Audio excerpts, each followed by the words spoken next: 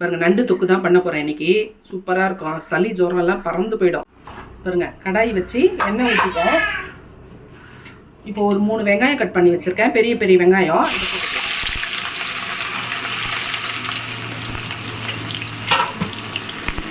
இது பாருங்க, வெங்காயம் நல்லா ப்ரௌன் ஆகிடுச்சு. இப்போ வந்து நம்ம இஞ்சி, பூண்டு, சோம்பு, மிளகு, சீரகம், மிளகு 2 ஸ்பூனு, சோம்பு 1 ஸ்பூனு, இஞ்சி 1 துண்டு, பூண்டு 2 போட்டு அரைச்சி வச்சுருக்கேன்.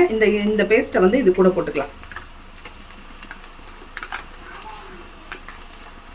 இது பாருங்க, மசாலா நல்லா வதங்கிருச்சு. இப்போ வந்து ஒரு 3 தக்காளி கட் பண்ணி வச்சுருக்கேன். இந்த தக்காளி போட்டுக்கலாம். கொஞ்சம் கருவேப்பிலை உருவி வச்சுருக்கேன். கருவேப்பிலையை போட்டுக்கலாம். கொஞ்சம் உப்பு போட்டு வதக்கலாம். கிரேவிக்கு தேவையான உப்பு போட்டுக்கலாம். தக்காளி எல்லாம் நல்லா வதங்கிருச்சு.